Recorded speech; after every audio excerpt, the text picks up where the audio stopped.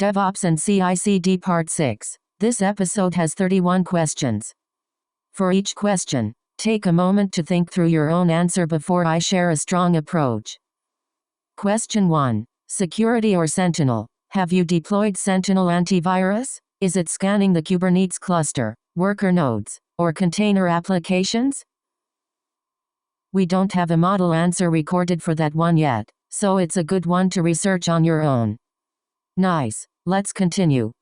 Question 2. Security or Sentinel? How do you integrate Sentinel with your applications? How does it work with GKE or Kubernetes? And when is the image scanned? We don't have a model answer recorded for that one yet, so it's a good one to research on your own. Great. Moving on. Question 3. Cloud security. After deployment, how do you monitor the infrastructure? How is Prisma or cloud security used? And what kind of misconfigurations does it detect, such as excessive IAM permissions like owner role? We don't have a model answer recorded for that one yet, so it's a good one to research on your own. Alright, next question. Question 4. Databases. You mentioned PostgreSQL, MySQL, and MongoDB. Are you working as a DBA? We don't have a model answer recorded for that one yet, so it's a good one to research on your own. Let's keep going. Question 5. Databases. What database-related activities have you performed, such as database migration, role management, cluster creation, backup, and restore? We don't have a model answer recorded for that one yet, so it's a good one to research on your own. On to the next one. Question 6. PostgreSQL. How do you take a backup of a PostgreSQL database? We don't have a model answer recorded for that one yet, so it's a good one to research on your own. Good. Here's another one. Question 7. PostgreSQL. How do you restore a PostgreSQL backup? We don't have a model answer recorded for that one yet, so it's a good one to research on your own. Nice. Let's continue.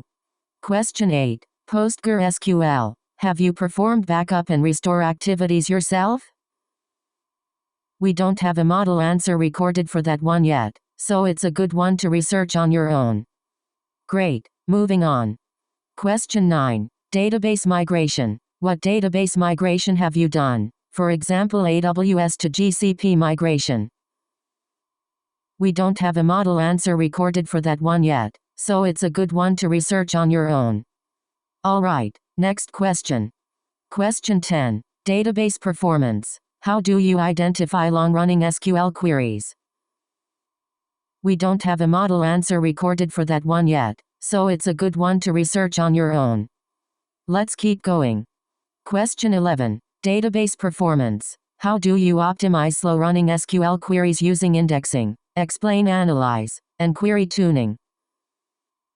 We don't have a model answer recorded for that one yet, so it's a good one to research on your own. On to the next one. Question 12. Ansible. You mentioned Terraform and Ansible. Have you worked on Ansible? We don't have a model answer recorded for that one yet, so it's a good one to research on your own. Good. Here's another one. Question 13. Ansible. What was the purpose of using Ansible, such as VM patching, configuration management, or report generation? We don't have a model answer recorded for that one yet, so it's a good one to research on your own. Nice. Let's continue. Question 14. Ansible. Which Ansible modules have you used, such as yum, apt, service, systemd, shell, command, copy, template, file, setup, and line file? We don't have a model answer recorded for that one yet, so it's a good one to research on your own. Great. Moving on. Question 15. Ansible. Can you explain your Ansible playbook, including tasks, inventory, handlers, variables, and execution flow? We don't have a model answer recorded for that one yet, so it's a good one to research on your own. Alright, next question. Question 16. CI or CD. Can you explain the CI or CD process and how it works between development, QA, DevOps, security, and production? We don't have a model answer recorded for that one yet, so it's a good one to research on your own. Let's keep going. Question 17. CI or CD. When developers commit code, what happens next? We don't have a model answer recorded for that one yet, so it's a good one to research on your own. On to the next one. Question 18. Security scanning. Do you perform any scanning after every code commit? We don't have a model answer recorded for that one yet, so it's a good one to research on your own. Good. Here's another one. Question 19. Security scanning. Which tool do you use for code scanning, such as SonarQube or Sonar Cloud? We don't have a model answer recorded for that one yet, so it's a good one to research on your own. Nice. Let's continue. Question 20. SonarQube. What does SonarQube check, including bugs, vulnerabilities, code smells, code duplication, and quality gates? We don't have a model answer recorded for that one yet, so it's a good one to research on your own. Great. Moving on.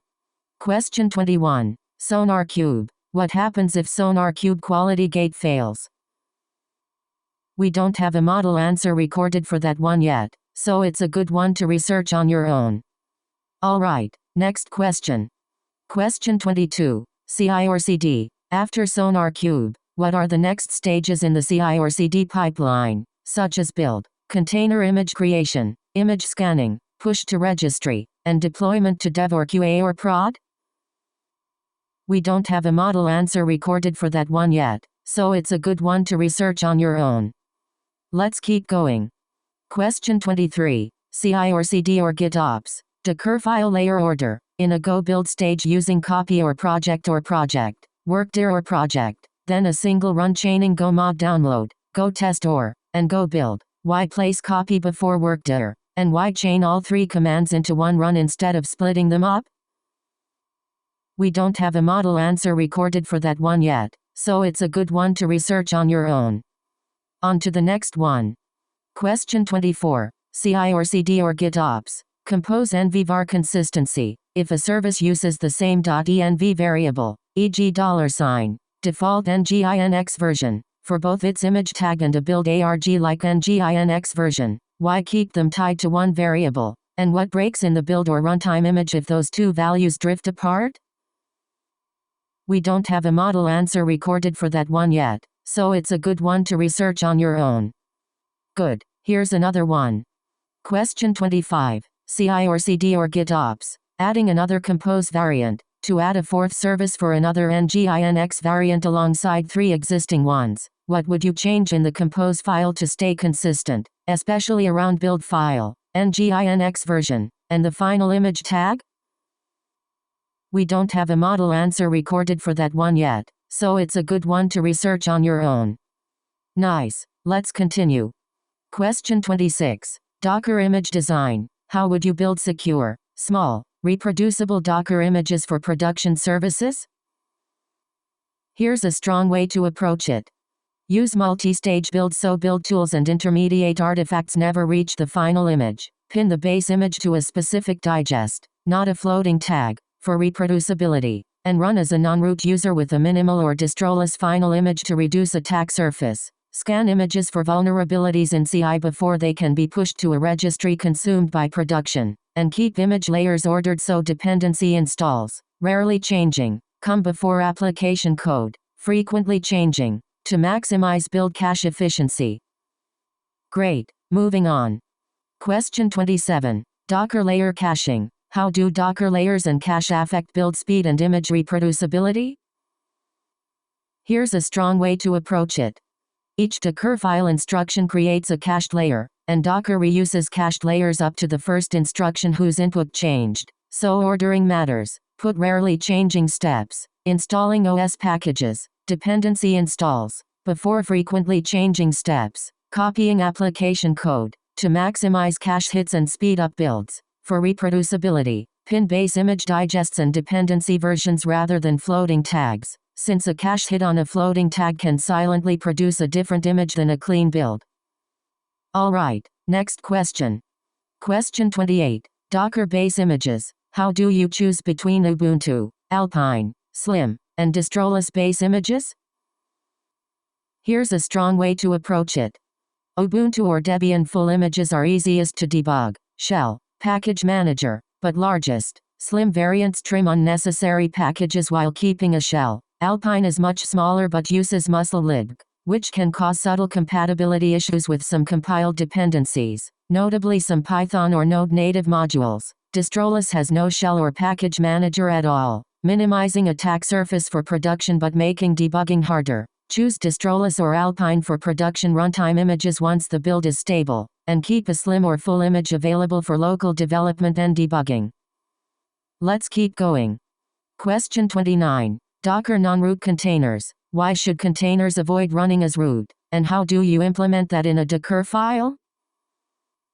Here's a strong way to approach it. Running as root inside a container means a container breakout or misconfigured volume mount can grant root equivalent access on the host, and Kubernetes pod security standards increasingly block root containers by default. Implement it with a run userid u1000 appuser and user appuser in the Docker file. Ensure file permissions on copied files and writable directories are set for that UID, and set run as non-root in the Kubernetes security context to enforce it at admission time. On to the next one. Question 30. Docker secrets. How do you prevent secrets from leaking into Docker images, build logs, and runtime environment variables? Here's a strong way to approach it. Never copy secret files into the image or pass them as build args. They persist in image layer history. Use buildkit secret mounts. Run mount equals type equals secret, which are available only during that build step and never written to a layer. At runtime, inject secrets via a mounted volume from Secret Manager or Kubernetes secrets rather than plain environment variables where possible, since NVVARs are visible via Docker inspect and process listings, and scan images with a tool like TruffleHog before pushing to catch accidental leaks. Good. Here's another one. Question 31. Docker registry. How do you tag, push, scan, and promote Docker images through environments? Here's a strong way to approach it. Build one immutable image per commit tagged with the git sha, not just latest. Push it to artifact registry, and run vulnerability scanning automatically on push, blocking promotion on critical findings. Promote the exact same image digest through dev leads to staging leads to production by retagging or updating a deployment manifest, rather than rebuilding per environment, so what was tested is exactly what ships. Nice. Let's continue. That wraps up this episode. Nice work practicing, and see you in the next one.